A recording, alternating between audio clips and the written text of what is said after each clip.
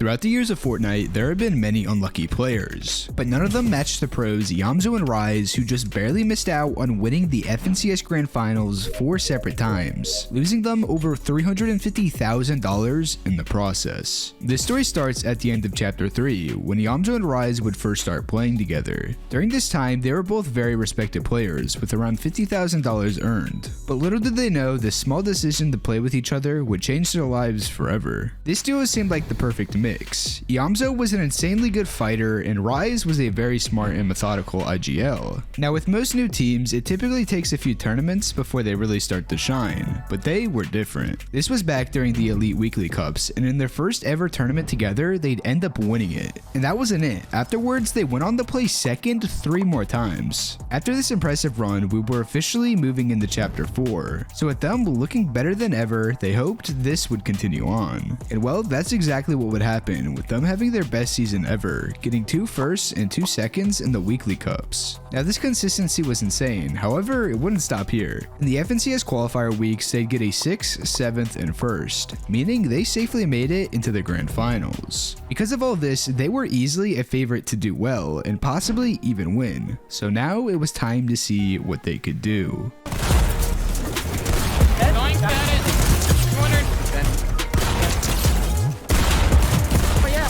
Can you see me? I'm on 100 wood.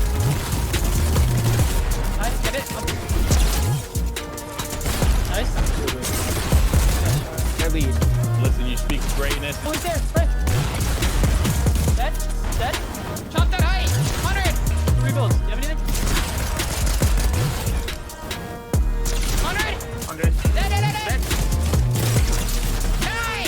Even though they played out of their minds, Yamzo and Rise were only able to come through with a 3rd, and with the leaderboard being so close, if they just had one more better game, they could have easily taken home the trophy. With that being said though, this was both of their best placement in a grands yet, so they were still very happy with how they played. Heading into the next season though, it was going to be a very interesting one. Season 2 is where NA East and NA West servers would merge, creating NA Central, meaning now there was much more competition on the region. Leading up to FNCS, they didn't dominate as much as they did before. However, they were still able to win one Duo Cash Cup. FNCS wise, they easily made it to the finals. However, they encountered something that could completely ruin their chances at winning. And that was the fact that this time they'd be contested. By the way, if you're enjoying the video, make sure to drop a like and subscribe, because only 6% of you watching actually are, so double check. This was very unfortunate, since last season they landed at the exact same spot without a problem. Regardless, they had no other choice but to go on. Day 1, they would end up winning 5 out of the 6 games all spawn, yet they weren't able to play as well as they expected, ending in 13th on the day. But hope wasn't lost quite yet. If they had an insane day 2, they could pull off the comeback of a lifetime.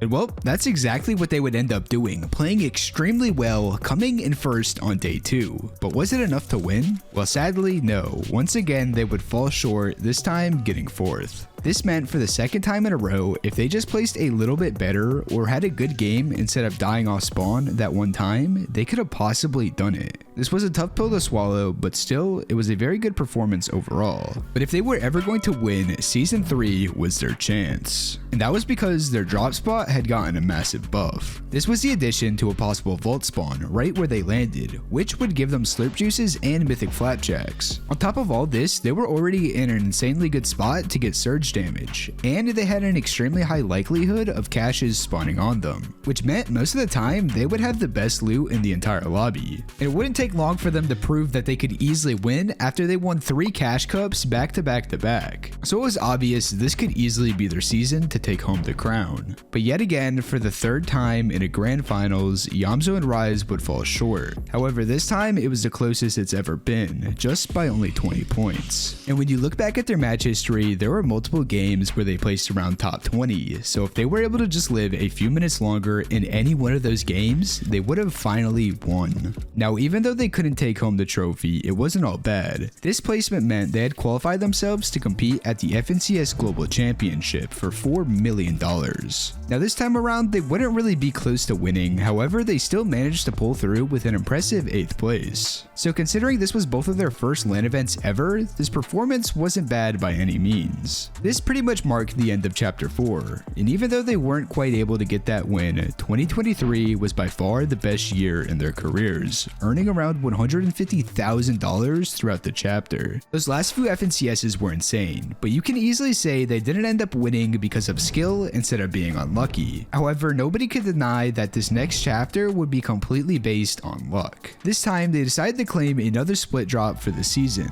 and this was a very smart choice since the split itself isn't super broken, but at the same time, it's still very good having a forecast tower right there. Because of this, throughout pretty much the entire season, they would end up being uncontested, and quickly they would keep up the momentum from that last chapter, coming through with 3 second places in the Duo Cash Cup before FNCS started. And when it did, who would have guessed they continued playing insanely well, pulling off an 11th and 17th in the opens, then eventually qualifying to the grand finals after placing 3rd in the semis. The time was finally here. After a year straight of being a favorite to win FNCS, this season was once again no different. Now in the past, they notoriously would do mediocre on day 1, and it was day 2 where they would really shine. But if they wanted to win it all, they needed to change this. So dropping into day 1, it was time to see if that would finally change. Low ground again. Kill the kid! Right here. 20. Nice. Nice. Nice, bro. Killed one. Body one. Nice! My back. 20 white, 60 white. Dead! I'm playing body. Underneath me. Play it. 120. Crack, get it. Build. Nice, good game though, bro. Yamzo and Rise would have the best day 1 they've ever had, ending in 1st place. They were easily in the best spot to finally win. But little did they know, day 2 would end in disaster. Game 1 of day 2, however, was the complete opposite, with them getting a 5-kill 3rd, increasing their lead even more. Game 2 was an alright one, placing 15th, but the main thing that mattered was they were still in 1st. However, that was all about to change. Before loading into Game 3, their internet would go out, resulting in them not being able to get in.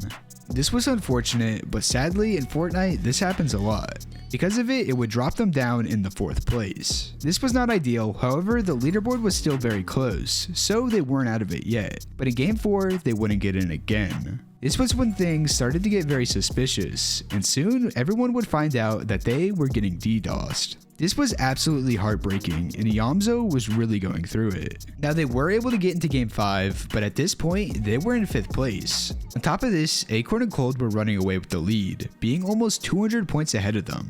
But wait, it gets worse. Even though they did load into those last 2 games, their internet was still being attacked, resulting in packet loss, which made playing almost impossible. So sadly, because of this, they would have an awful end to the tournament. And when all was said and done, they would find themselves in 8th place. So overall, that's how Yamzo and Rise ended up missing out on $365,000. We're now in Chapter 5 Season 2, and they're still looking like a really good duo, and their cash cups are still looking very impressive. Regardless, they're still an extremely scary duo to go up against. So with that being said, this season could easily be the time where they finally win and break the curse of Fortnite's Unluckiest duo.